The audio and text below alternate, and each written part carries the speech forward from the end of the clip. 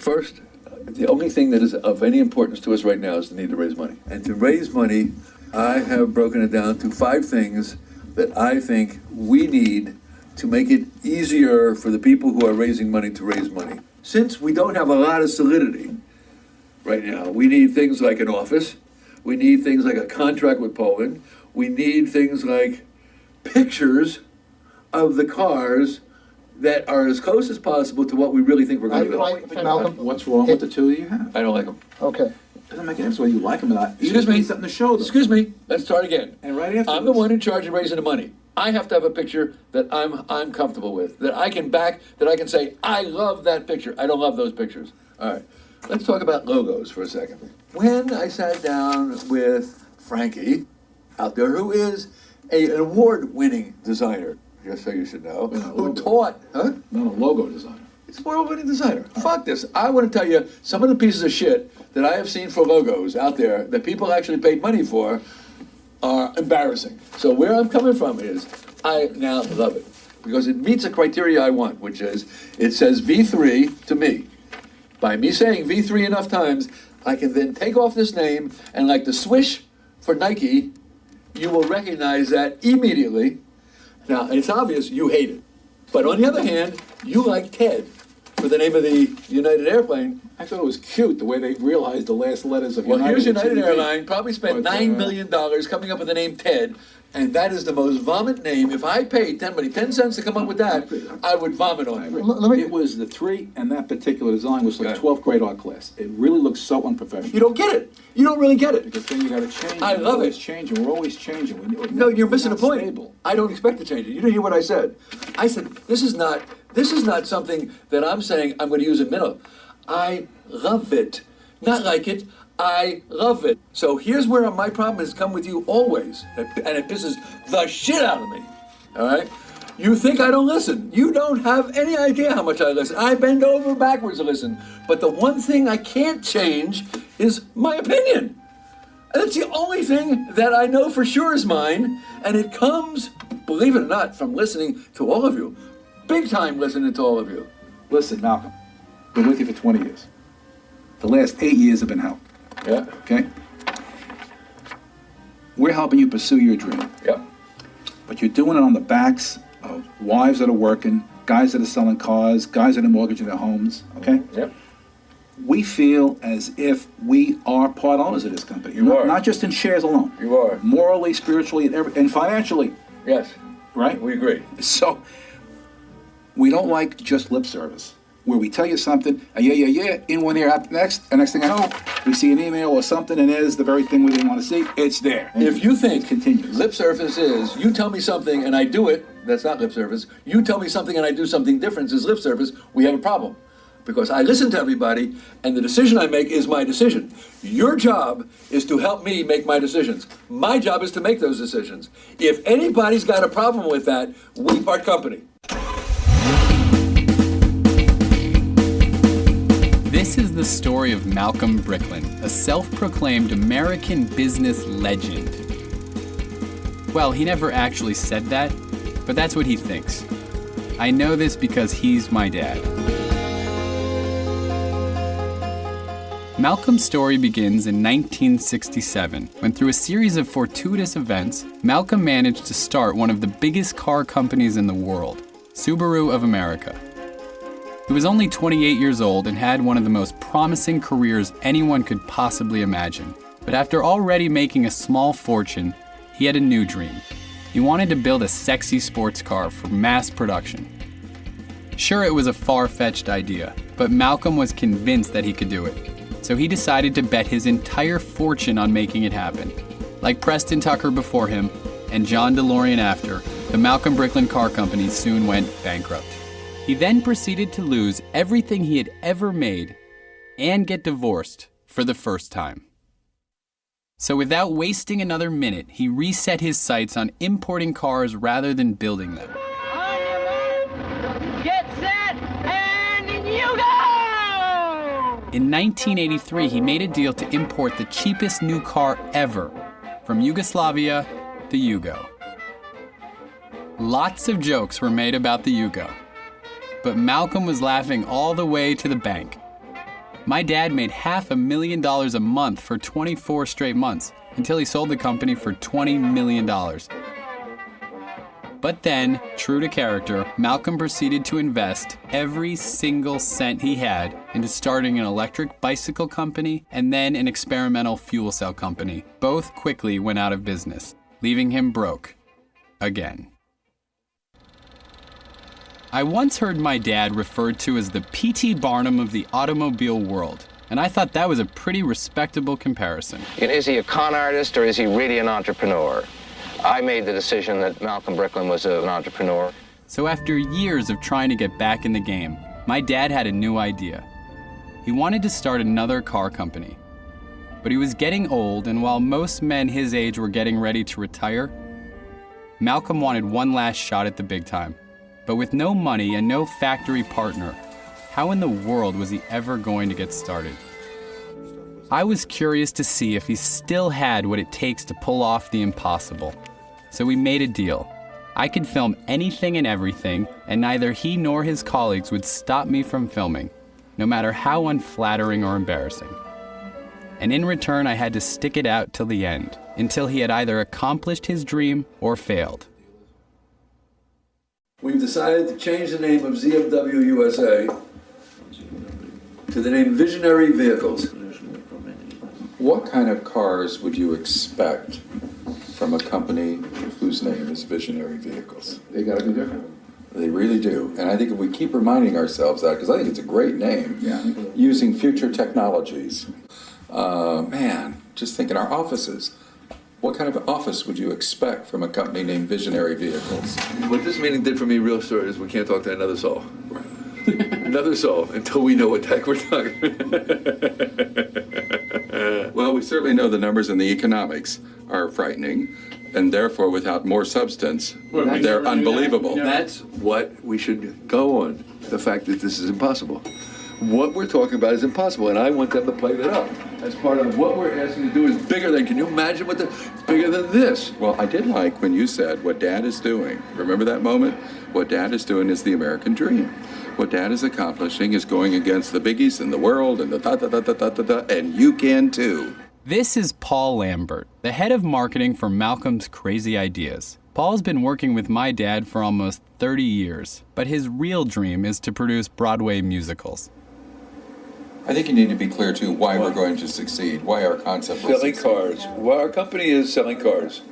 But we're not just selling any car. We're selling cars that I want to buy. We're selling cars that I want to buy. That means if we get a car from India, we're not selling a car from India. We're not getting a car from China. We're only going to sell cars that I want to buy. If I don't want to buy them, we're not selling. So we can't just say we're in the car business. And I am going to be the decision maker on everything. Although we have not decided where we're building the car, and we really don't know what it looks like, and we're not exactly sure what it's priced at, we have gone out to talk to dealers to see if they would be interested in that solid project.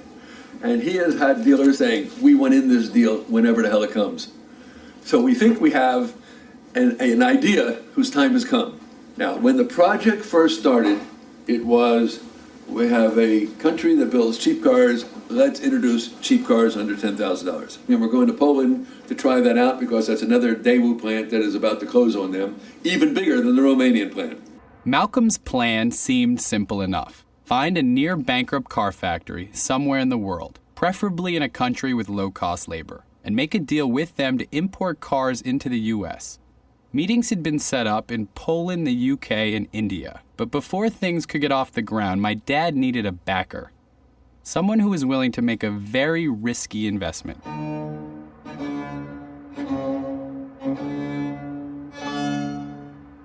Fortunately, he had a friend whose daughter was engaged to a guy whose father might be interested. I'm not looking to squeeze you that hard, okay? Yeah. I would like, though, to help you, because I think this is gonna blow the roof off.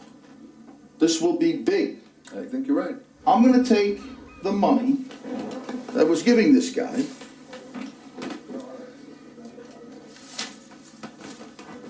I'm gonna change who it goes to.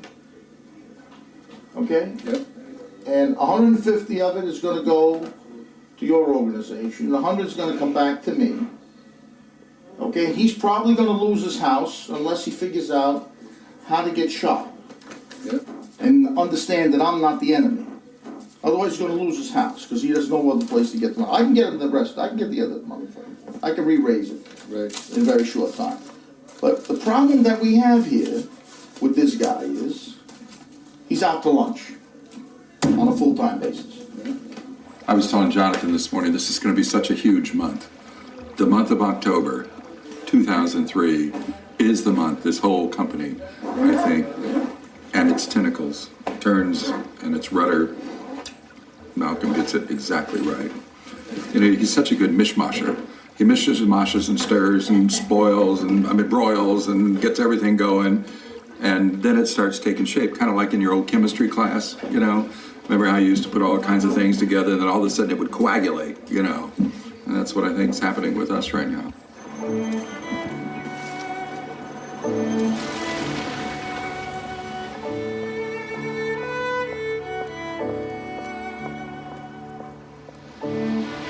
We are going to bring a snowball into this building. Never, since time began, has anybody brought this into the building. What do they think that the purpose of this trip is next week? Introduce Poland to the United States in the way that Japan and Germany did. We can own their factory, give them working capital, and give them a profit, and it's all they want in the history of the world is to keep their workers working. That's why they were there. So we got a win-win situation, and we're gonna say, I need a fucking contract, and I need to buy your factory, because that's how we're financing the deal. He's going to see it. You can be assured, I have never left the country and not gotten what I wanted. Never in my life have I left the country and not gotten what I wanted. Malcolm was off to scour the planet for the perfect manufacturing partner. He needed at least one of these factories to buy into his vision, or visionary vehicles would fail.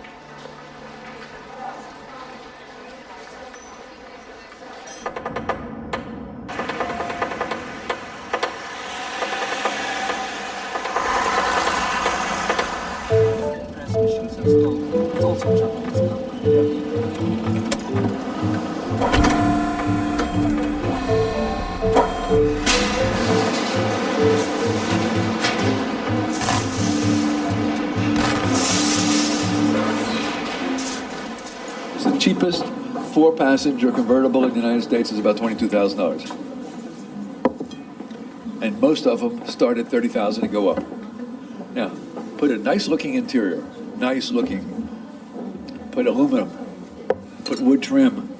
All those things don't cost a lot of money, but they make it look very rich. So when you open the door, it looks expensive. When you look at it, it looks expensive. And when it drives nice. Now, when we go to hybrid, then we can go and give good performance. Because with an electric motor, by putting in a bigger electric motor, I can go 0 to 60 in any speed you want. All right? And I can get 50 to 60 miles to the gallon. Now, all of a sudden, I can give the same performance as a Ferrari at $100,000 cheaper. Ale silniki. Silniki z Rumunii. Tylko? Tak. Tak, Oba. automatyza. Z Korei.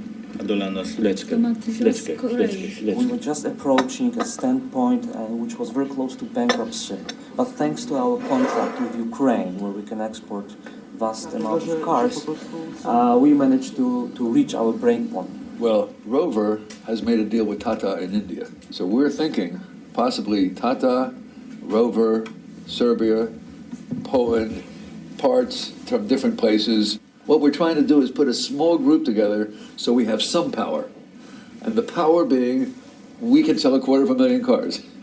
And if we can make money on 250,000 cars, that'll be very nice. Malcolm's plan was to sell 250,000 cars at an average price of $20,000 per car, grossing a total of $5 billion. So naturally, they were interested. But it could take years until the Polish Daewoo bankruptcy was finalized. Until then, no deal could be made.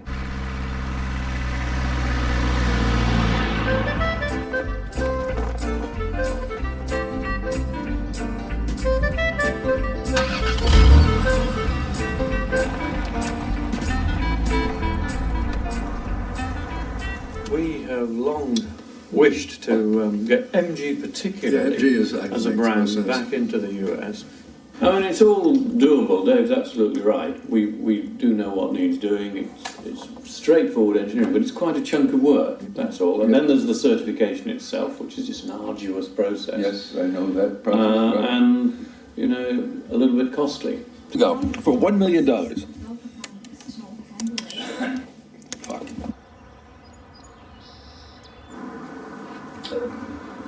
No. This is Ron Warnicki, Malcolm's lawyer since 1975. He's represented my dad in all 3 of his bankruptcies. Ron doesn't like to be filmed. No. We're filming it. Don't stop it. If you don't want to do it, then you can't be in our meetings. I'm telling you, Ron, don't fuck with me on this one. Nobody in the goddamn universe but my own people, that's not going to happen in this universe. I'm recommending we do this easy, which is we buy a couple cars from you in the range of what it's going to be. And I go see if I can sign up 100 dealers who are prepared to give me orders for 50,000 cars. MG Rover built great cars, and they too were on the verge of bankruptcy. But their labor was the most expensive in the world, so a new partnership seemed doubtful. So I'm going to be 65 in March. Oh, shit. I ought to start getting unemployment. You get discounts in the theaters. I love it. Yeah, sure. Did you apply for Social Security? Oh, yeah, I've been getting it. No kidding. How much you get? 14, 1500. No kidding. I'm guessing. It's around there, I think, yeah. No kidding. I never applied for it yet. I applied. I figured, why not? You're not paying me. That's true.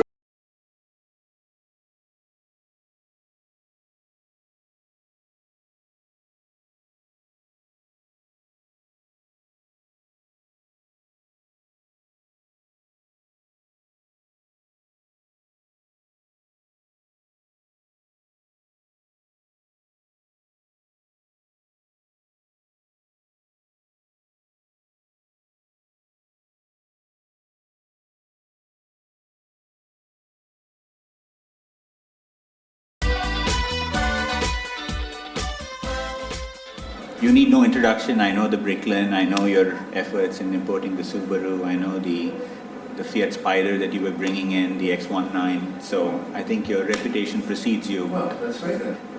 One of the things I learned from my Bricklin experience is I should never be a factory, because that's where I lost most of my money. What I got for it was, in June of last year, the Canadian government decided to mint a $20 piece with the Bricklin on the back and the Queen on the front.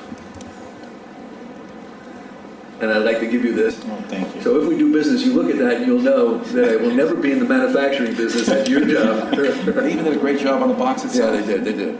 All right, anyhow, if we come up with a product that we want for the United States and we come to you and say, would you engineer it?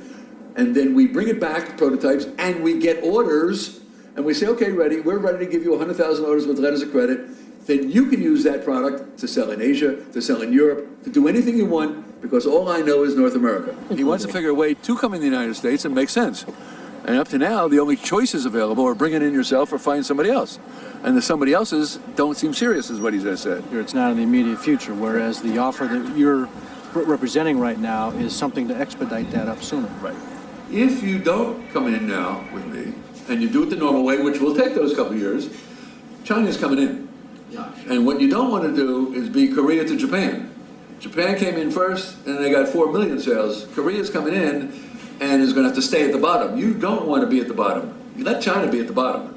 You want to be in the middle and go up. Thank you so much. When is the next bus either to Monroe or Harriman? Thank you.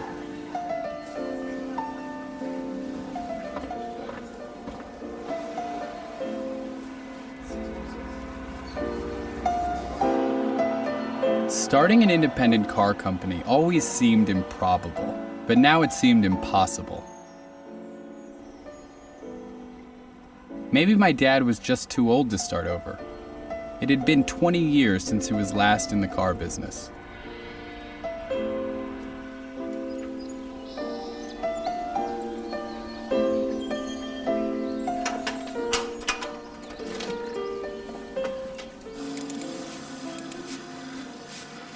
Come on. Oh, you piece of shit motherfucker. Fucking bitch. What's wrong with it? Who the fuck knows? The goddamn thing is slower than shit because I don't have a. Don't ask me why. Just don't. Malcolm was running out of options. He desperately needed a new lead on a promising car factory, or he would soon be out of business. Do you know anything about the Chinese car? Yeah. In your opinion, which is the better car, China car or the Indian car? China. Vladi is a retired Russian automotive executive, now living in Brooklyn. In my opinion, the last person in the world you'd want advice from. What kind of price do you think you could buy the Chinese car for? When I spoke with them to sell in Russia, okay, I told them I supposed to sell it for 7,000-8,000. Is that delivered or is that in China? Yeah. In China or in Russia? In Russia. Delivered. Yeah. In Russia. Yeah. Full. But it's very difficult to work with them. Yeah. They are cheaters. Yeah. Really? Isn't that Yeah. That's right. Malcolm was a machine. Things were anything but optimistic, but his ability to compartmentalize his life was uncanny.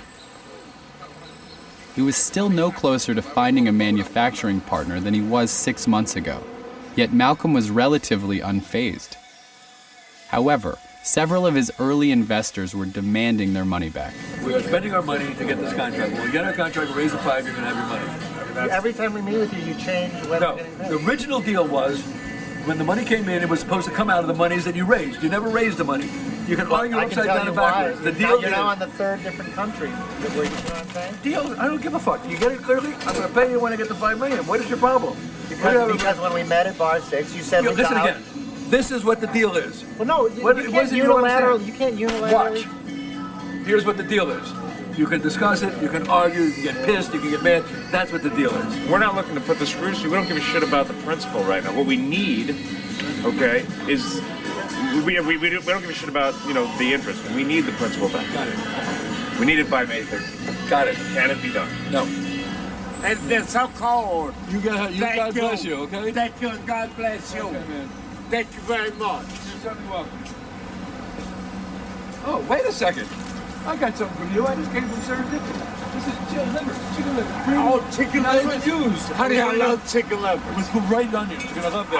All right. Thank you. I mean, what this company needs right now is money. Money. And, how we get it, from whom we get it, who cares? If I don't have money in by the end of the week, you've got to take a new path. I can't not do this anymore. I'm going to be in a very embarrassing place.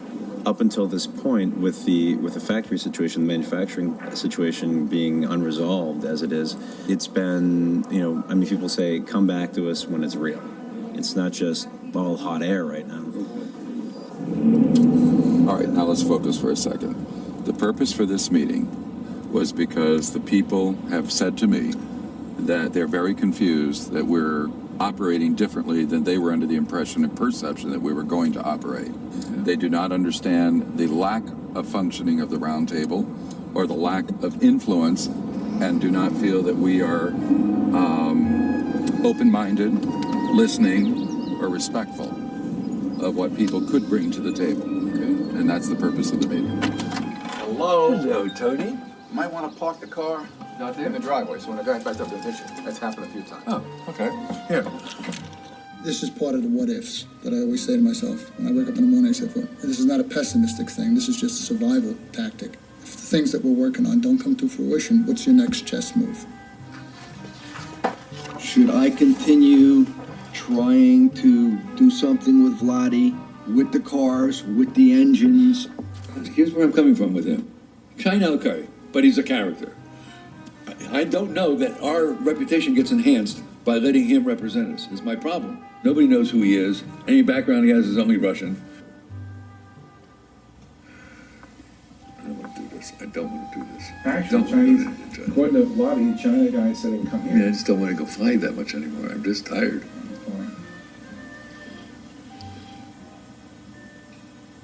You want to meet with Vladi in town tomorrow, man? Vladi. Vladi. V. With a V.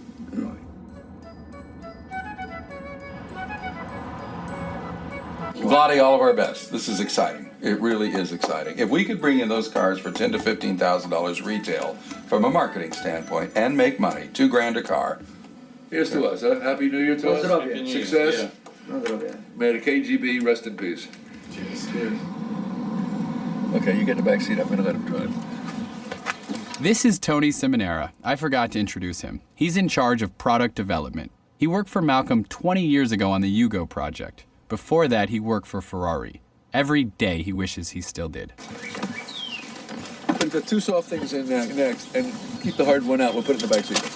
Now, in order to do the job we're talking about, it's no longer we can get through in $10 million to do it. To do the job we're talking about, it's got to cost $100 million. And we have to have something that makes dealers really excited. That's the weight we carry on our shoulders. I will be praying for you. So Malcolm was placing his last hopes and money on Vladi's referral to some unknown Chinese car company.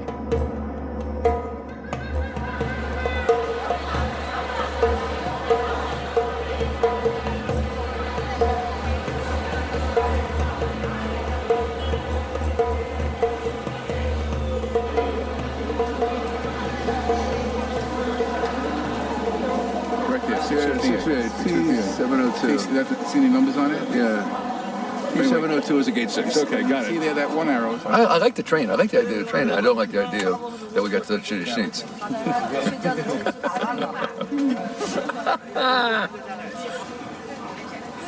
Can't open the windows. I see no AC vents on the ceiling, which means we'll die.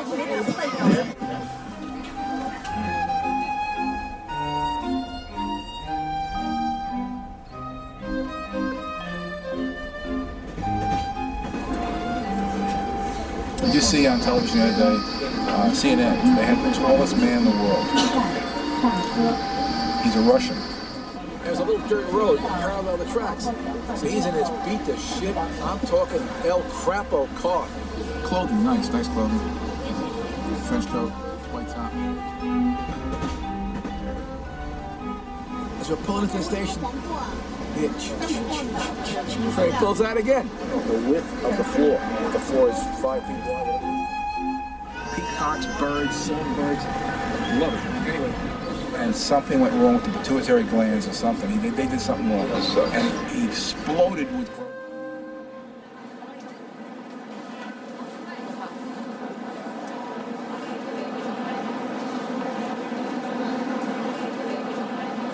We gotta go out.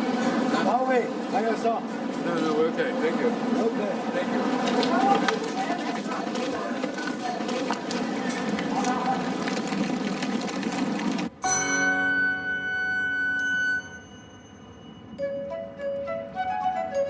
Well, it seemed as if Vladi had been right.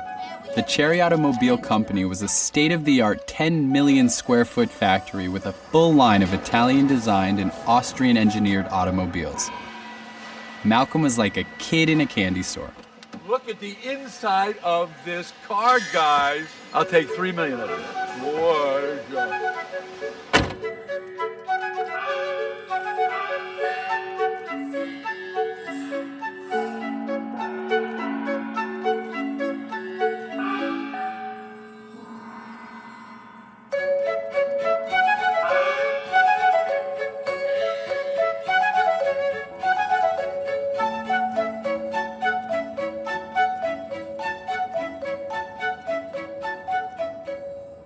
Remember, in the United States, they sell 17 million new cars a year and 47 million used cars a year. Got that? And a lot of these cars will replace used cars. Yeah. In price. That's why I think, I'm telling you, in this particular case, don't give away the story. Don't say we'll pay for doing everything in the United States. Okay, You Tony, can do it. I promise you I won't do anything you don't want me to do. No, but I say we'll coordinate it. Hey, Tony, I got it. Please believe me, I know how to play my trumpet. That new R&D facility they're building, they said they can do the crash labs, crash testing here at the Chinese. Let them do it. Tony, we have no interest in spending more money. I have no interest, okay? All right. But in my conversation, they got to sound like we're doing something. That's why they want to be a bunch of... No, say we're going to coordinate it. We're going to see to it. You get Tony, I'll handle my job. Well, we used to always tell them you're going to spend. We're going to pay. I'm going to tell them the same thing too. I'm going to tell them the same thing right now. And when we get down to it, we'll worry about it. But right now, what we want to do is we're here with 3 guys, and we're trying to get a goddamn contract, okay? Now, let's talk about how easy the next steps are with us and how little gamble you have. What we'd like to do is, one, sign a letter of intent. Second of all, we'll send you over a contract that we would like for you to look at and see what changes you want to make. But what we're doing is asking you to say, let's start the partnership, and then you can watch us spend our money to do everything we just said. First, I think maybe we should exchange the information. You supply us the information about American market, emission, safety, standard. This is Michael. He's the most recent hire in this company of 8,000 people. The lowest guy on the totem pole, with exactly no decision-making ability whatsoever. But he did speak the best English. We're not doing that unless we know we're going to have an understanding. Now, all this says is that we're going to agree to a contract. It doesn't say we have a contract. But unless we have a piece of paper signed that says we're going to get started, we have no interest in spending our time and our money giving you information about the United States market. At least in this time, we can't decide this. Okay, so what you're saying is we can't make a deal now? No. That's what you're saying. Yes, that's what they're saying. But I think that we can. Here, let me make myself very clear. I am one to bring in a car from China. We think Chery is the right car company to do business with. If Chery's not ready to go forward, we're going to talk to other people in China and find a car. So the question is, does Chery want to go forward with us? And if they do, find a way to sign a piece of paper that says we're going to go to the next step, or we have no interest in doing anything more. We had been in Woohoo for a total of 7 hours at this point. The fact that Malcolm was demanding a letter of intent was ridiculous. But then again, so was coming to China in the first place. So let me ask you a question. Come over here. We have an idea. We have an idea. We have an idea.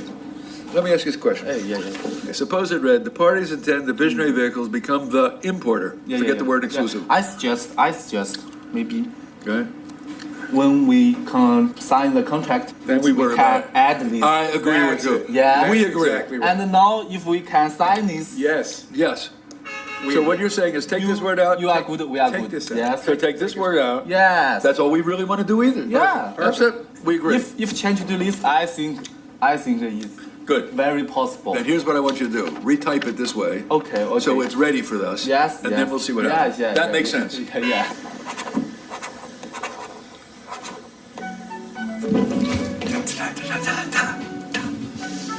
For a minute there, you didn't think that was going to happen, huh? When we were packing up and ready to go. Not hasty, baby. That's an act I played.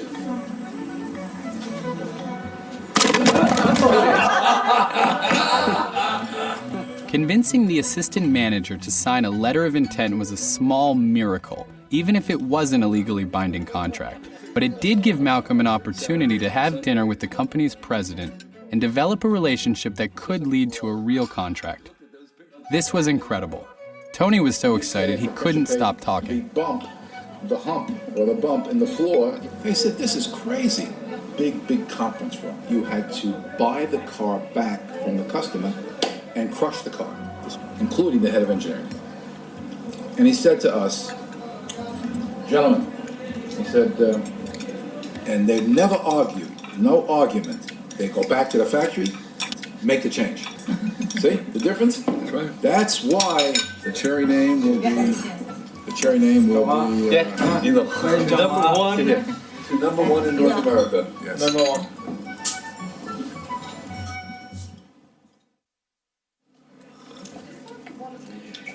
You demean me, at least in their eyes. I understand you. I know I do. Demean me. But you should not have been opening your mouth. That's why. You don't even know sometimes what I'm even going to say. Not important, because you talk this way, you have no reality. When I'm talking like Poland, you want to give all the details about Poland. It had nothing to do with that. I know that you're under particular pressure right now, and I don't blame you. You got a lot of people depending on you. You got money owed out. I mean, I know the pressures must be fucking absolutely enormous. So I can understand where you feel that every little word that isn't exactly in your mind right is going to maybe blow the whole deal out of the water. It did not do you any good, I agree.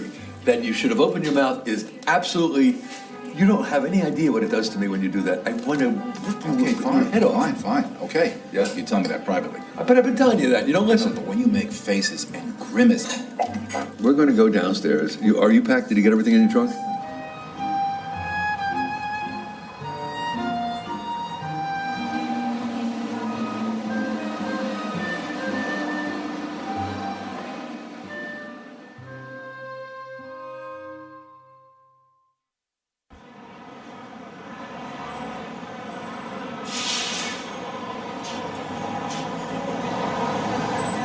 Last week we went to China, and I died and went to heaven. Here's brand new facilities, building cars that I can bring in from $5,900 to $20,000 that are incredible already. This will be the big story of the year in the car business. Oh, yeah. We were the third Japanese car. We're going to be the first Chinese car. So your timetable, just quickly to review it, is you're going to now move for contract. Yep. And you hope to have the contract within what time frame? June. Sometime in June. And this is an exclusive contract. It'll be an exclusive contract that it will run forever if we meet the terms. Well, thanks for taking a couple minutes to tell me about it. First of all, are these to any scale or anything? No, these are just concepts. I understand. I don't just do one. But when you do it, I want that. Yeah. You're planning on doing this is going to come up this way, Right. and then that's going to come up that way, and it's going to go in. These will probably tilt this way, and that will go that way. So, and then that drops back down, and that breaks up in the panels going back. Got it. Okay.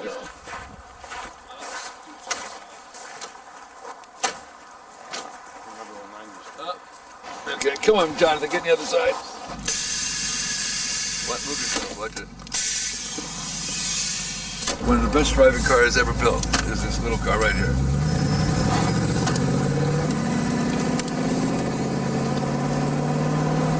Okay, you want to drive it? Yeah.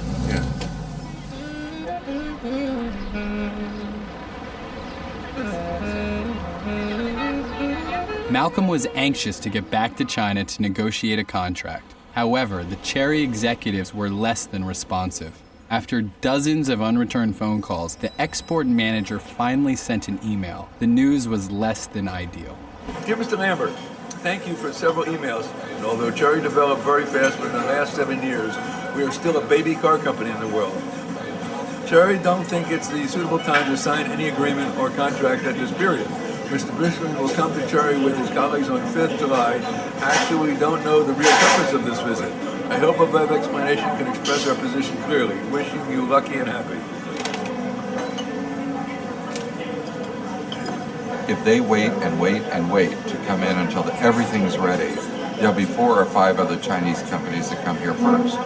And we've got to go over to China in a week or two and really convince them that they've got to start now if they want to win a year and a half from now. You know how slow Japan was when I was there? Do you know how slow? It took them 6 million years to say, let's get a cup of tea. I walk in there, everybody had to take their clothes off, put on double-breasted suits and Peter Mack's tie, and I got sideburns down to fucking here, and everybody from the chairman of the board down who are wearing gray and gray. Got that? So when I'm there, everybody's walking about, chop, chop, chop. We made contracts.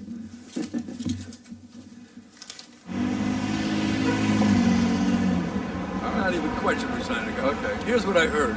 If I listen to all this garbage, we'll be here 19 years. We'll bring the power over here now, hit them in the face, tell them to sign the fucking contract. But we're not going kayaking Saturday. We have to work. Okay, well, but I want to work with you too. Well, fine, but I'm saying I'm not going kayaking. Okay. I'm working. Okay. You want to go kayaking on Saturday?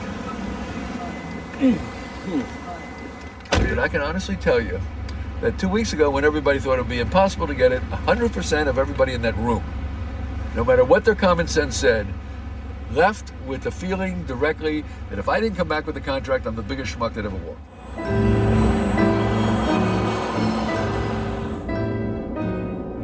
My dad's entire career seemed to have prepared him for this moment. He had found the perfect partner with the rising superstars of the car business. The stakes were as high as they get. Negotiating a contract would not be easy. The Chinese were known for their shrewd, emotionless approach to business, and they had made it perfectly clear they were not ready to sign a contract at this time. But for Malcolm, this was irrelevant. He was going to convince them that his company deserved to be the sole U.S. distributor for their cars. and he was prepared to do whatever it takes. The word I hear when I talk about doing business in China is relationship. Relationship is the most important thing that we have to do if we're going to get together in a partnership in the most important car area in the world, the United States. We can take a long time and know a little bit about each other each time, or we can get naked. And we can show you just exactly who we are and show you in a way that you know exactly everything about us, so you know who we are and what we're going to do for you in the United States.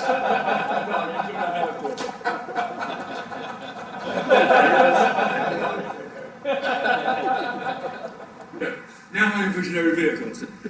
With that, I would like you to know we have brought your uniforms for us, so you will see before this presentation is out who we are, who we have gotten together to join this team, and what exactly we plan on doing with Chery in the next 2 years. If we're going to be partners, the mentality must be, you give me what I need so I can get my money and I can get my dealers. So we sign a contract that makes us both comfortable, that is strong enough and makes you know and I know we're committed. We are joined at the hip. Our dream is our target. We know that American market is the biggest market in the world. And once we come to the American market, we should succeed. There's no way to reduce the risk in the United States. You can't have a little piece of the United States. You can't do it a little slowly. You can't do it. But the problem for us that how the visional vehicle to prove to us that we can reach it. If I could do it with Yugo, if I can do it with Subaru, if I can do it with Pininfarina and Bertoni, do you think I can do it with a beautiful line of cars that Pininfarina and Bertoni are designing for Chery? You are now being offered the best thing that will ever walk in this door for the United States distribution. There is no two me's. There's only me. Our risk is that we lose American market. So we're going to delay our car coming to the America. I think there's something that we really should realize when we're sitting across this table. I brought cars into the United States, and everything I said I can do, I've done. You're a new car manufacturer. You are embarking on a very ambitious plan. You are embarking on it for the first time in your life. And I'm impressed, but I'm the one taking the risk. It's time for you to decide, be my partner or not be my partner. And if you can't decide that, I can understand it. It's a tough decision. But to not be my partner could be the worst decision you can make.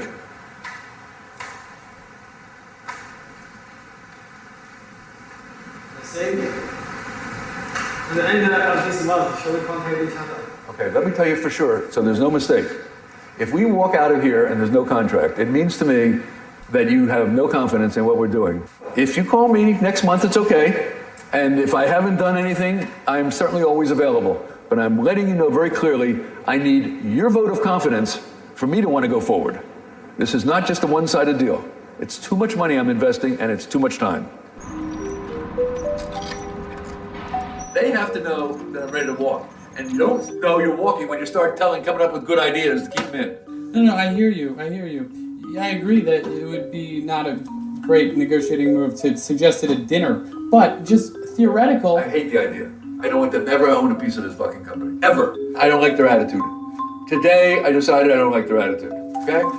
That's it. End of story. I'm not giving them one fucking bit. I'm not looking to make a goddamn deal. I don't like them. Wait. You don't like them? I don't like them.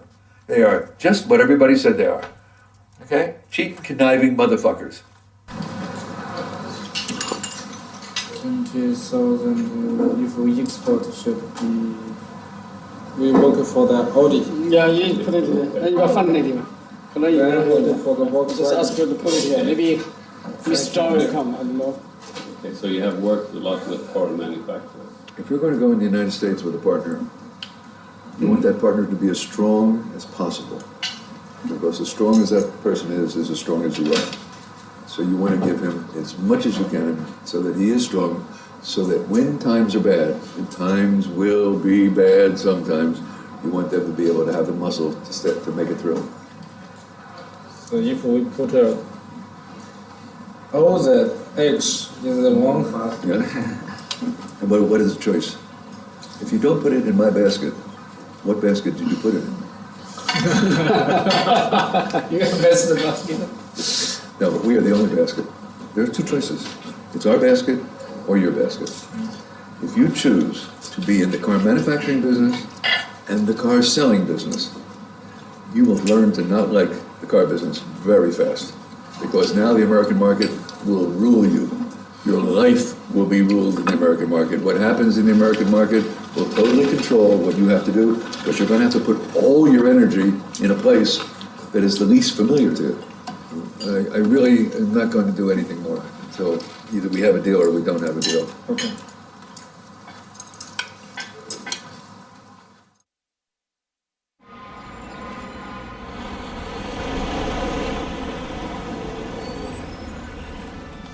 Now we don't know how long anything's going to take. Now I'm back from, I think I'm going to sign the contract in 5 minutes, to I am totally adrift. Pretend you're in their eyes and you're looking at the world. Okay. The biggest concern I would have is this is a company that has no substance. That's scary. We're acting repeatedly, constantly in a very American way. And so they come back with, which is not un-Chinese, but they ask for the sun and the moon, hoping to get a piece of the earth. I don't know. Again, $1 million. For how long? I have no idea how long anything is. I know we have to find SSE, and I know we have to do a deal with Chery. If Chery decided, we can make it very fast, but it would be them to decide. If you did what you're suggesting, and then a letter was sent to Chery stating that we would like to have one more meeting to see if we can resolve the basic business fundamentals, I think you would get that meeting. What you're talking about doing is talking about the detailed terms of a prenup when you don't even have the bride at the table. She's not anywhere near getting married. And I think no, I think you're wrong. I think she is ready to get married. She just thinks she's getting married to the wrong guy. I think they're willing to sign this thing. If we cannot get this to be agreed to by them, you know what, they can call me the next time they're interested in talking. My momentum has already started. I'm finding another goddamn car company. Why not enhance your chances of getting where you want to go by playing it a little bit according to their rules? Right. I got a real problem. I got a real problem playing by their rules. Their rules suck. I agree. So I can't play by their rules. But they're their rules. I can't conform to them because they have to conform to me or we can't do business. That's really what the problem is. Yeah, but don't film today. Why not? I'm not. You gotta stop with this shit. With the no I'm film. not doing that, Malcolm. Please. I'm not gonna talk about Wait a second, guys. This is family. This is not anybody else's business. Listen, guys, because we're not gonna have any meeting. Okay, wait. I'm in charge. I'm in charge of what goes on. Why is this necessary? Because I said so. That's the only reason. That's all the reason you'll ever need from now on. I said so. I make the decisions. Nobody second guesses me, especially when I'm right. Let's not have any more meetings. I want you to have a great time when you're here. You're of no value to me if you tell me I can't do what I tell you I want to do. Right now, you have done everything you need to do in conveying the deal and demonstrating your capabilities. And they really feel now's the time for you to be very above it all.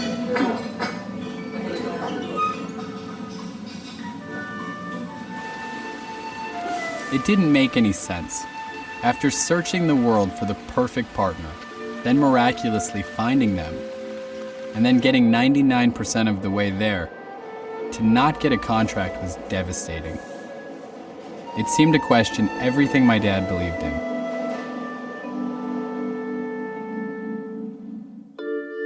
But as things looked their bleakest, Malcolm's talents were finally going to be recognized in Canada. Malcolm was asked to star in a movie about himself. The Bricklin car was manufactured there in the 70s, and although the government had taken a big loss on the project, my dad was still somewhat famous there. The only catch was, nobody told Malcolm that the script was in French, and the director had a very unique vision. The only leper colonies in North America was here. Yeah. So we did a kind of Western/horror film docu-fiction out of it. The green Bricklin comes, and you get in this Bricklin and you drive off into history. You drive off in the sort of Back to the Future homage. You disappear. I want to add that little bit. I mean, you can't do a story about you without a little bit of bullshit. You know what I'm saying?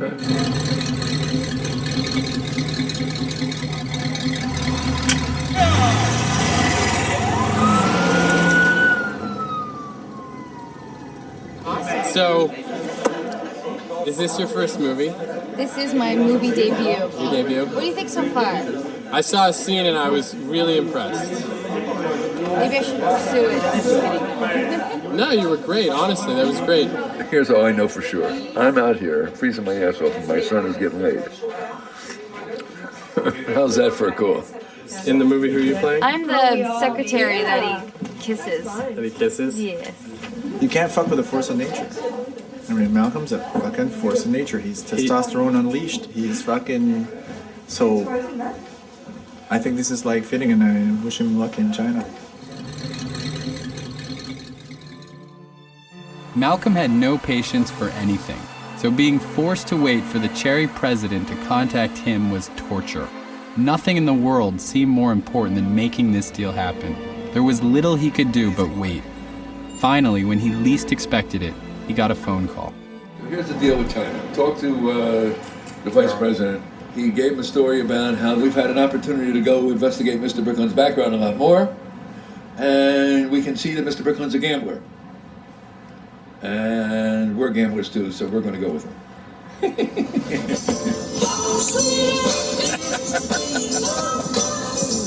It's a great day. Great day.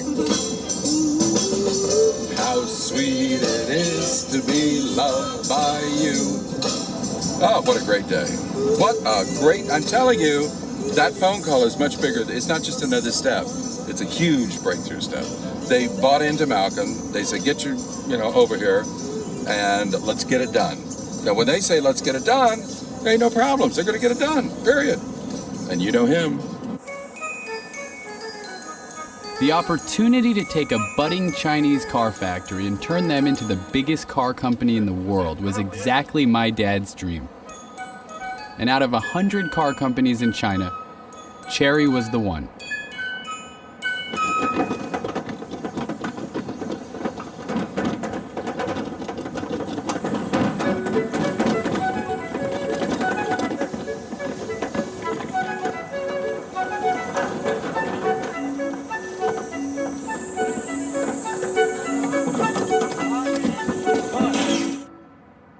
Can I raise $225 million for 45%, or do I have to raise $225 million for 700? It makes it harder for me to raise. No. Maybe you just come out with 160. No, that's not what they're going to do.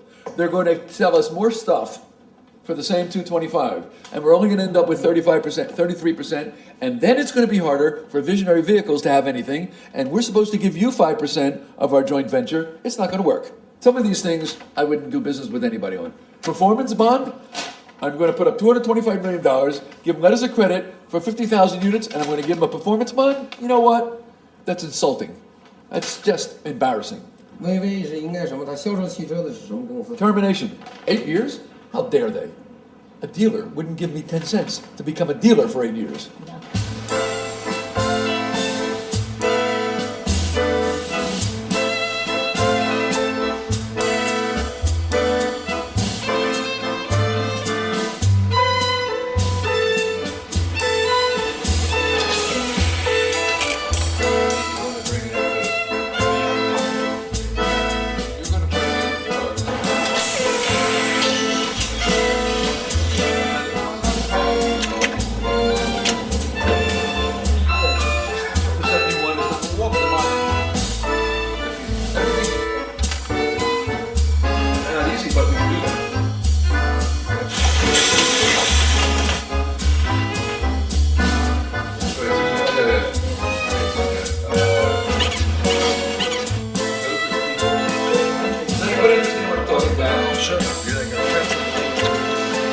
Understand what I'm saying?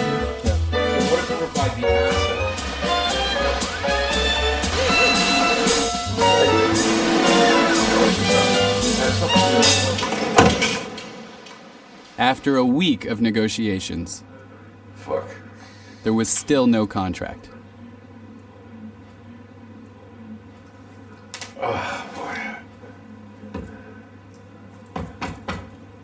If they're not interested in changing the major things that in this contract that are not obnoxious, I really have no interest in going any further at this moment, period. I'm sorry, I like it very much, but this attitude is 100% different than it was yesterday.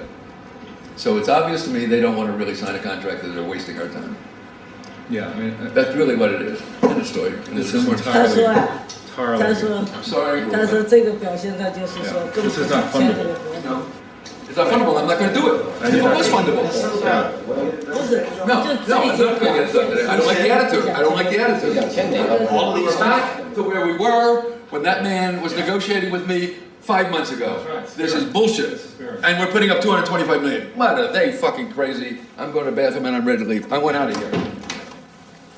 We've created what is called a pop the pimple time.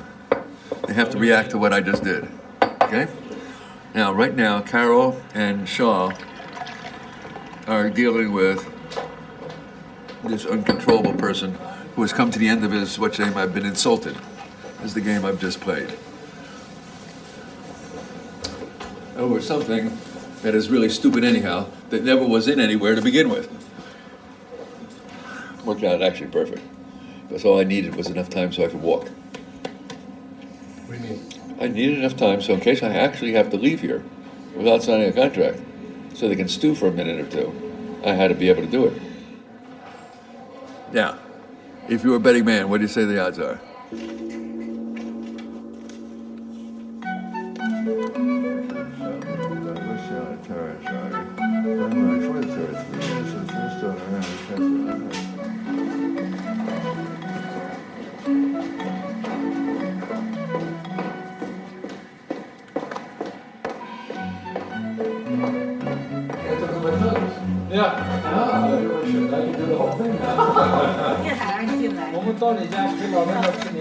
My dad had done the impossible. His persistence and sheer determination had paid off.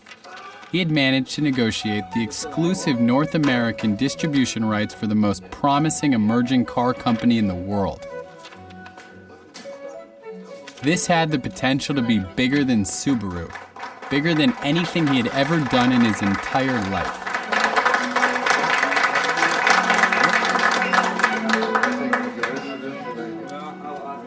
However, there was one tiny little catch. To keep the contract, Malcolm needed to raise $200 million within the next 12 months.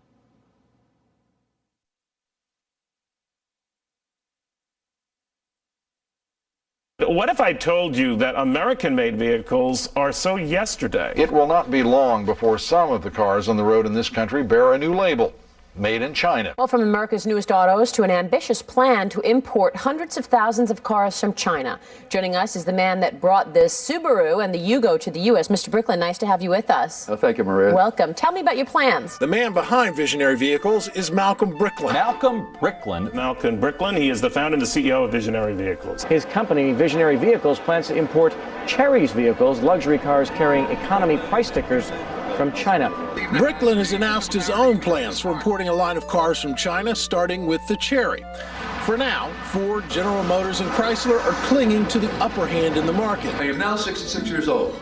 It is time to have an opportunity to do it all right, especially when the auto industry is imploding and changes are going to happen.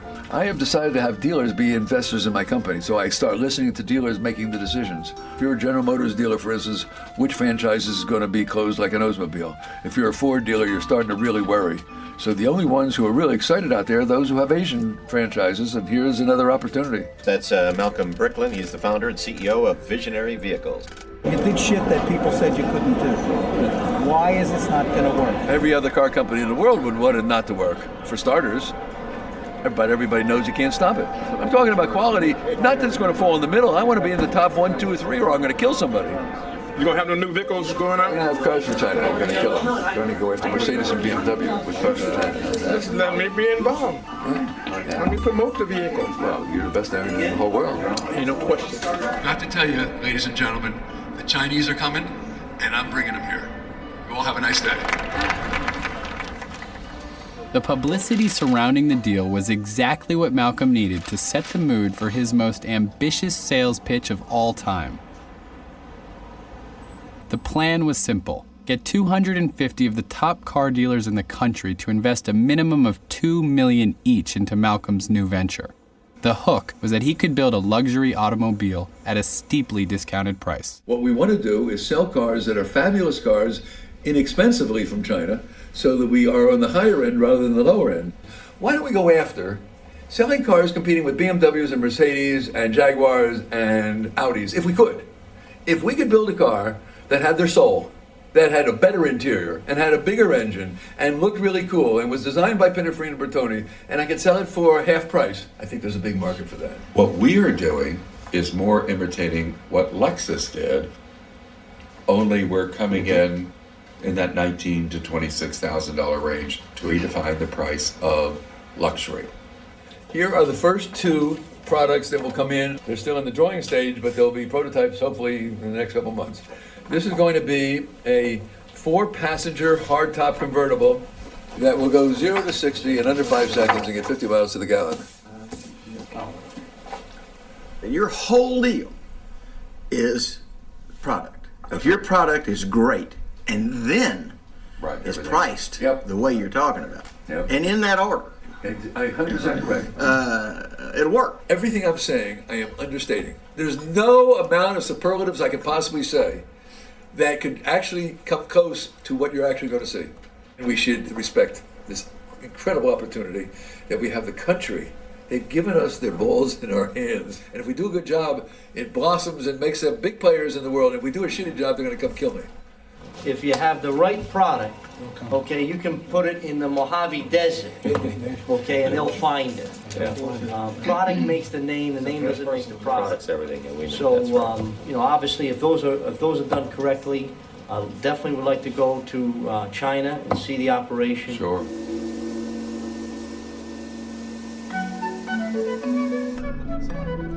Sales of Detroit's big three automakers were plummeting. Car dealers were more than eager to explore other opportunities. Malcolm's plan was right on schedule. Here you go.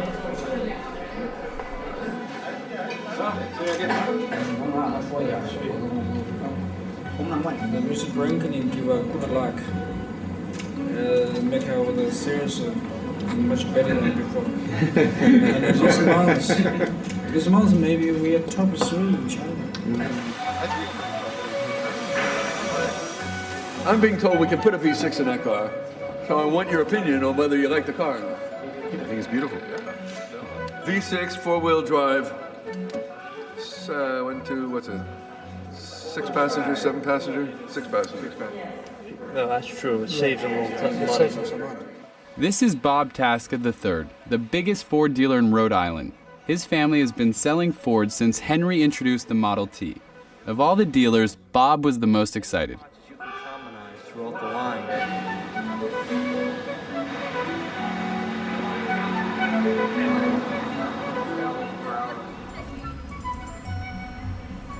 Malcolm's plan was working perfectly, and to top it off, the Chery president invited Malcolm to view concept cars at the world-famous design studios at Pininfarina, the people responsible for designing some of the world's most beautiful cars.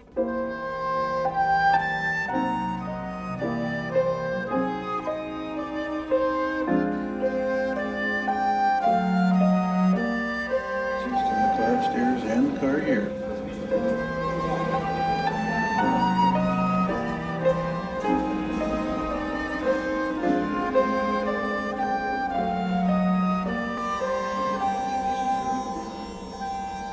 That car, which... Next, Malcolm was off to collect a check for the first $2 million. And with Bob Tasca signed up, the rest of the dealers would follow right behind. Or so he thought. Here's the problem, and here's the backfire from the dealer perspective. The current targets are hurting the company's credibility. You always want to under-promise and over-deliver. Will they deliver on it? Who knows? But the dealers can sense it. There isn't one reputable dealer that I speak to that says 250,000, 13 lines. Phew, he's dreaming. If you go to Wall Street and ask for a private placement person, they don't even ask these questions. Right.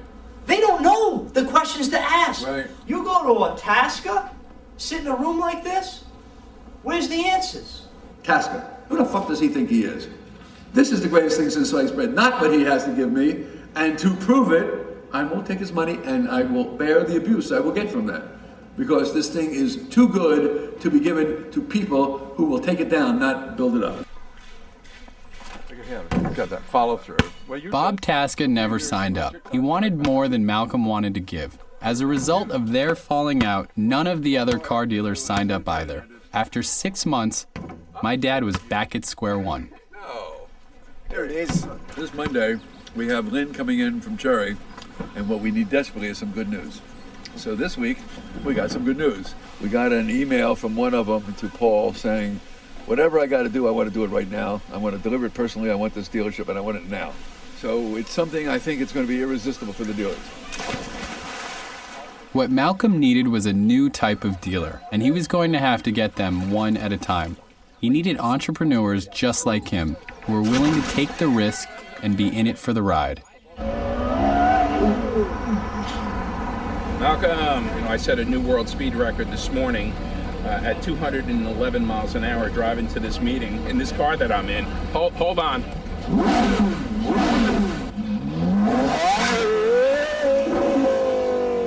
Everything we've been looking for in a relationship with a manufacturer is here. We are riding the future. How do you the best way to predict the future is to create it. We're creating the future. Wow. This is the way it should be done. Wow. Perfect. Perfect. Let's go.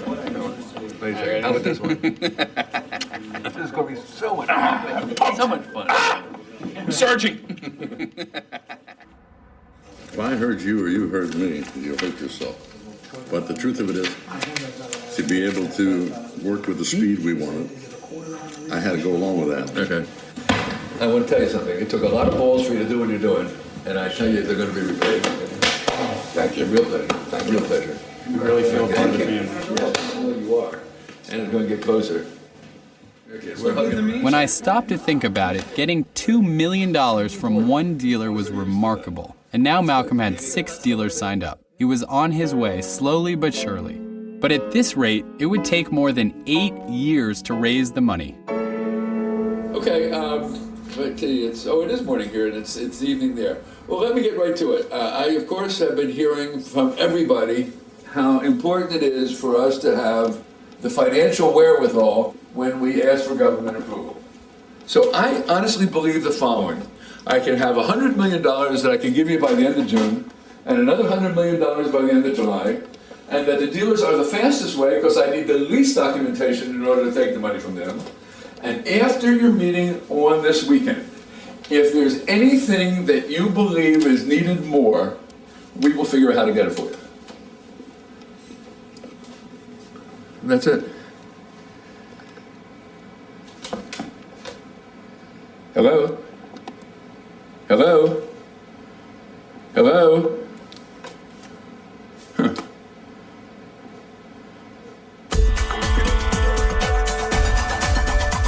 Live from CNBC Global Headquarters, this is Wake Up Call. Here now to talk about what opportunities he sees for the Chinese automotive industry here in the United States is Malcolm Bricklin, founder and CEO of Visionary Vehicles. Good to have you here. Well, thank you, Michelle. Good morning. Good morning. Your plan is to sell 250,000 Chinese Chery vehicles in the U.S. in its first year, 2007.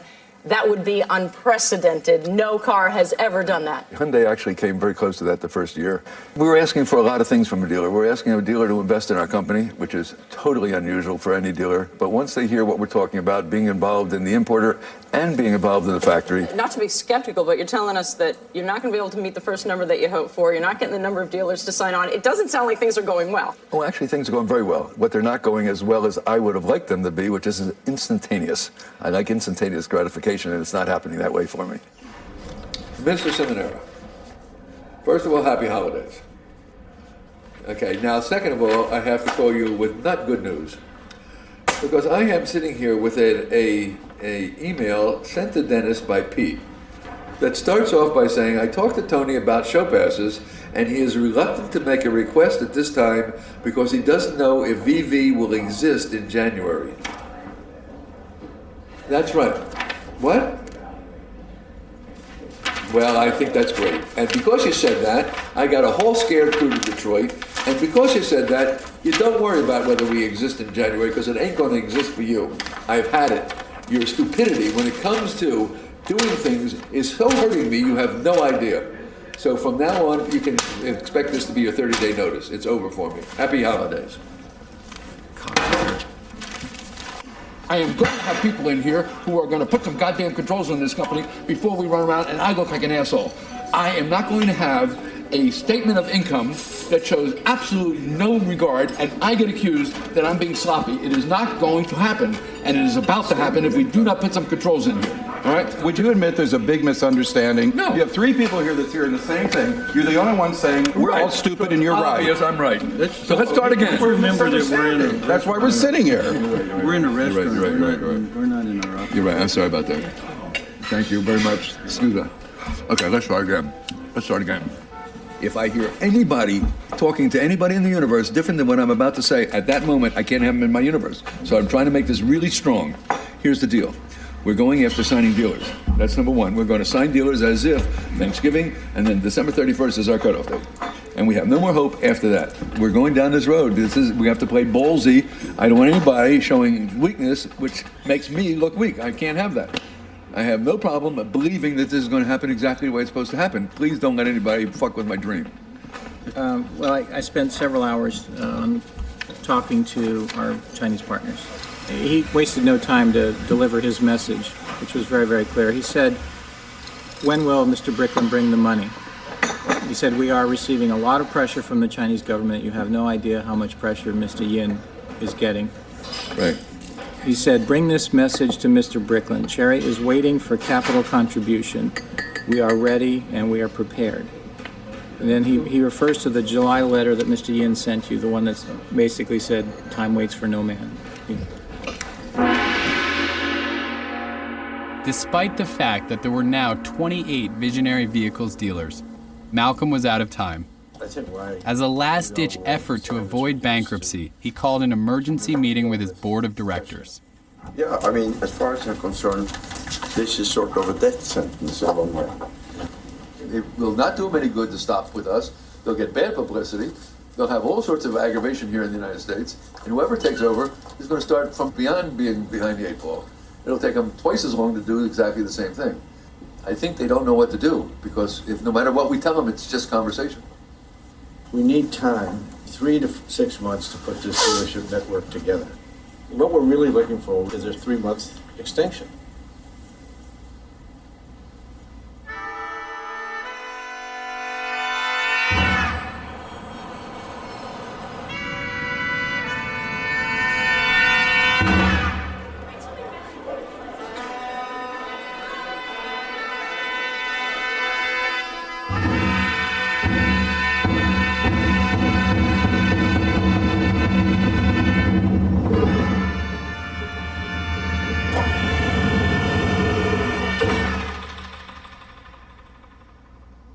I have talked to a lot of people in the last year, and the end results from that conversation is that everybody believes that Chery and China are the right cars for the United States, and that Visionary Vehicles is the right arm to bring them into the United States. Now that's just with conversation. We have no cars to show them, except some pretty pictures. We have no cars for them to drive, and we don't have our contract yet for a joint venture. But despite all those roadblocks, it fits. It really fits. I believe if we can somehow find a way to work together closely to accomplish what we're talking about in whatever time frame it takes, again, in whatever time frame it takes to get the job done correctly, that's what I'm interested in doing. I am interested in making this my best thing that I've ever done before I go to wherever I'm supposed to go next. Next meaning not on this earth. This is what I want to devote the rest of my time to. This is what I'm the most excited about. This has with all the problems I see, the most potential of anything I've ever seen, and it is no question in my mind that Chery has the ability, with the management it has, and with the backing of all the people that you've brought from around the world, to be the #1 car company in the world, and I want to do my little part to help you get there.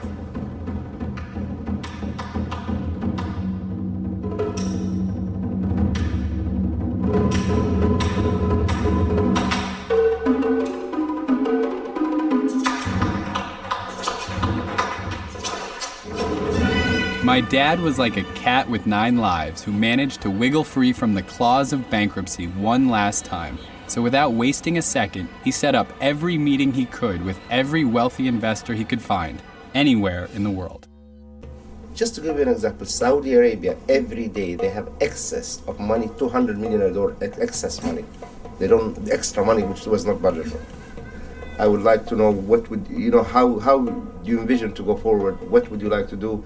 And what is, what kind of arrangement would you like to do with us? Yes. If we raise you the money? I need my Chinese to feel comfortable with me. They're comfortable with our marketing, they're comfortable with what we're doing, they're comfortable with our engineering people that we hired, they're comfortable with everything, but they have to wait, and that waiting is getting them crazy, and I gotta get them uncrazy. Now, we are in a short-term bind. I need $50 million at the end of this month, and I need $15 million at the end of every month for 4 months. I won't be able to make the $50 million for this month. I may be able to make the $50 million for next month. I for sure can make the last 2 payments, and by that time probably pay back the first 2 payments. Anybody who puts it up will give everything we have for security. We'll be here. Right, okay.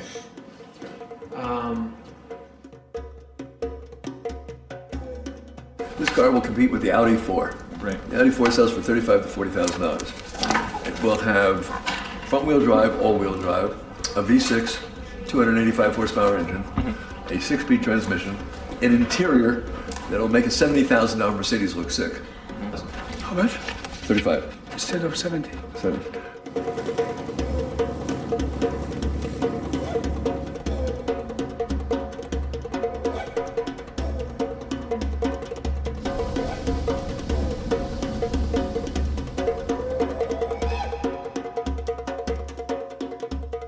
So what we are is in this interesting little short time span, which gives an opportunity for us to be able to give you a lot more than I would ever give anybody because of the situation. But what was interesting, when Maurice told me about the opportunity to talk to you, I don't want investors, I want car people involved in this thing. And when I'm talking to you, I'm talking about an investor, but I'm talking about a car man. My problem is, I'm causing pain. They caused it, but by me not coming up with it, it's causing pain. And this is not the way partners are supposed to act. So I will do almost anything to meet the day. Anyone can come up with $200 million for the right opportunity. Right. From their perspective, what they want to see is that there is a viable distribution channel for the cars in the United States so that it isn't just talk, it's reality. We have still been looking, and we found a group called Atlantic Pacific Capital. Atlantic Pacific Capital, which we'll get you information on, are the largest independently owned global placement agents dedicating raising capital for alternate investment funds. And apparently in the last 9 years have raised $21 or $22 billion. Atlantic Pacific has done a lot of challenging assignments.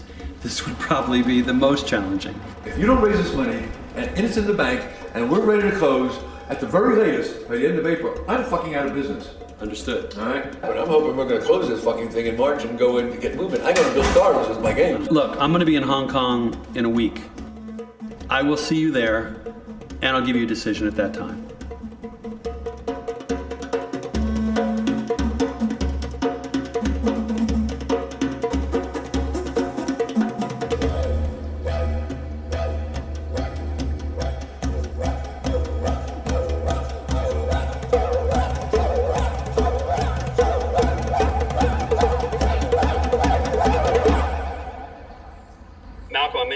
Looking at a real estate deal. I'm sorry I could not be in Hong Kong. But, I told you the story how when I was 19 years old, 1974, I was sitting in my dorm at Arizona State University, picked up the Arizona Republic and read an article about a maniac who was starting a car company called the Bricklin, Malcolm Bricklin. And I thought, wow, that guy has incredible cojones. And I know that wasn't entirely successful. I know when you read about you bringing in the Yugo, it worked, then it didn't work, wasn't entirely successful, but I totally respected you for what you did. Starting Subaru, when I read about you doing that in 1968 on a shoestring budget, bringing that into the States, admired what you did. I know you've had a lot of successes, a lot of failures, but you asked me, since we're running out of time, to pull a rabbit out of my hat, and it looks like we did. Malcolm, we have our investor. Money is going to be wired next week. I can come over to Woohoo to look at the factory tomorrow, but I think we're in business, buddy. Is there anything that I'm overlooking? Any other questions you have? I don't believe there's any other points from this side. All right. By the way, listening to today's conversation makes me feel very proud, by the way, to be involved with all of us. And it really bodes well for our future together, which we hope is going to be very, very long and very prosperous and a lot of fun. And thank you all for being so cooperative in such a short period of time, doing things that are so against what are your normal styles. Yeah. Thank you. Good place to pass. Thank you there. Bye-bye. Thank you. Bye-bye. Thank you. Bye-bye. Wow. Well, I was very concerned when he came on with that, and it recovered quickly. Dr. Khan, I cannot believe No. how cooperative you have been. No. After the pain we put you through. Today's date is the 14th, one day before the final extension. Thank you so much for having so much patience. Unbelievable.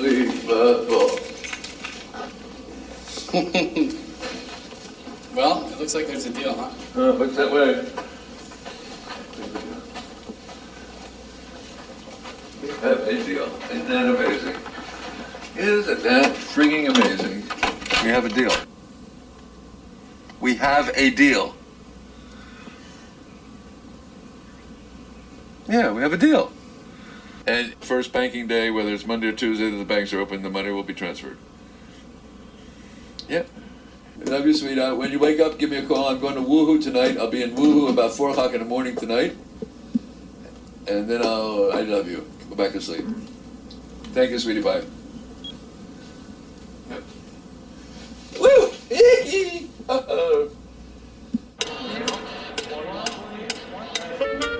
If someone were to ask me what's the secret to Malcolm's success, I would say it's his persistence and determination.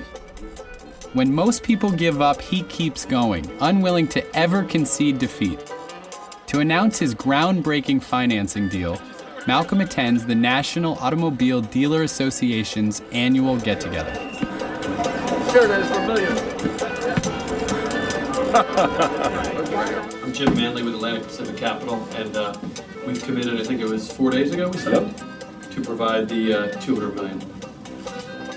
That's for the business.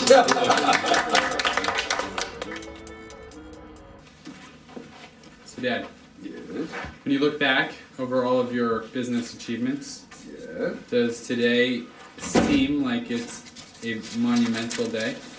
Yes. Does? Yes, it does. So what are some of the other ones? The day you were born? Oh, come on. Yeah. Whatever. Give me business. Was as monumental as any day I can remember in my life.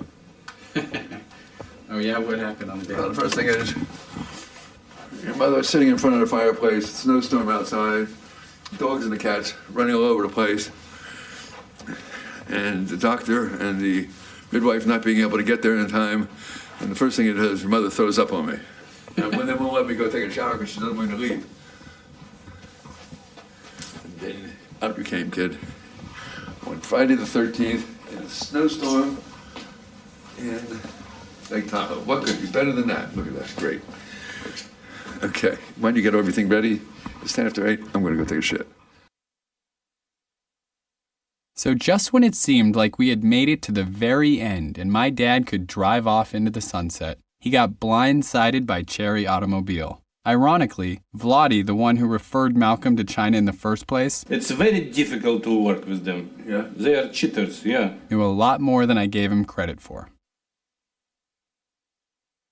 Unfortunately, this meeting is not a happy meeting because it is not something we're going to talk about how we go forward, but how we take what we have and make the best of it.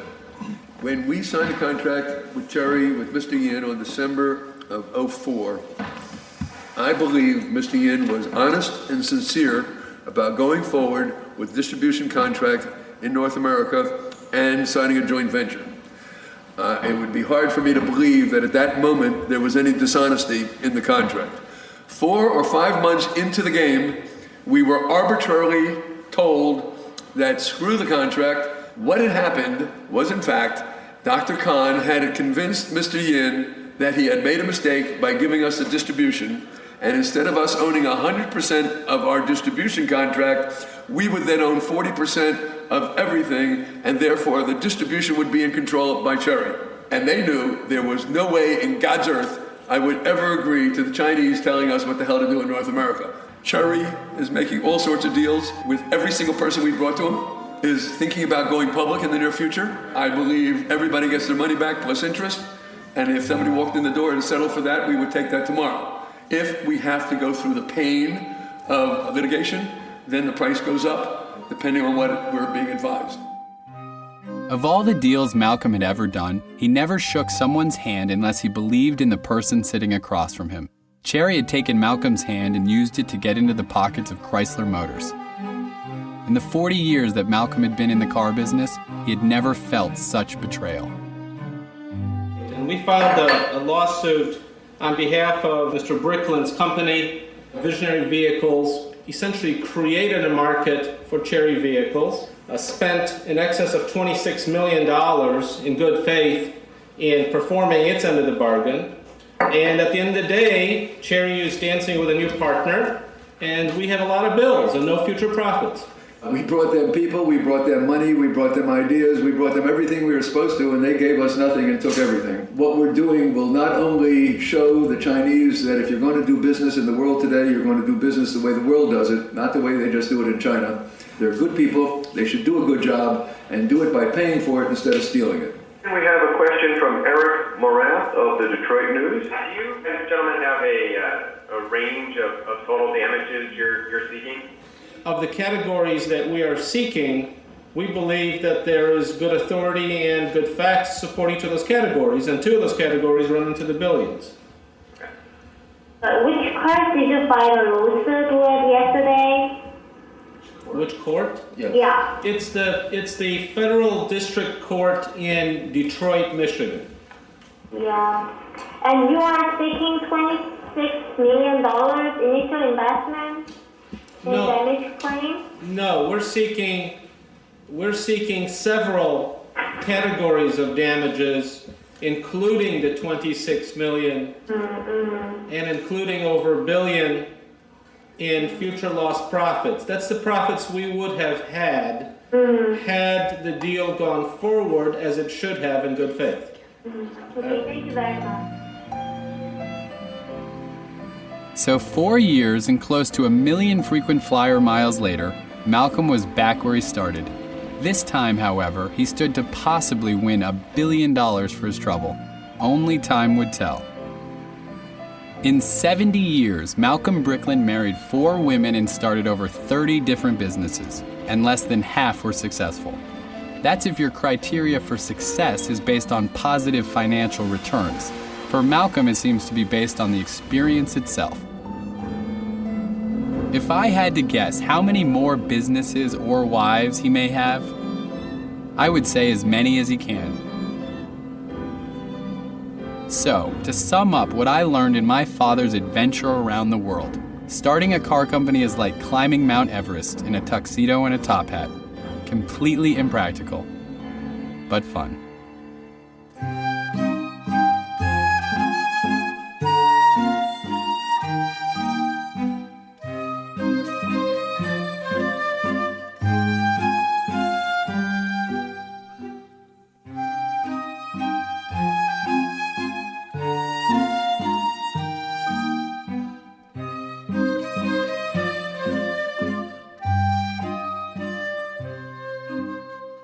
We're refining the concept. It's not changing it. It's changing it, but it's refining it. That's all that's really happening. The other people may look a different direction, but it's just changing. refining. It's like anything, a sculpture, like your movie. What you do is you put everything there and you start taking it away and see what's good. And then you end up with perfect if you spend enough time. But it always gets smaller to get bigger. It's very interesting how that really works.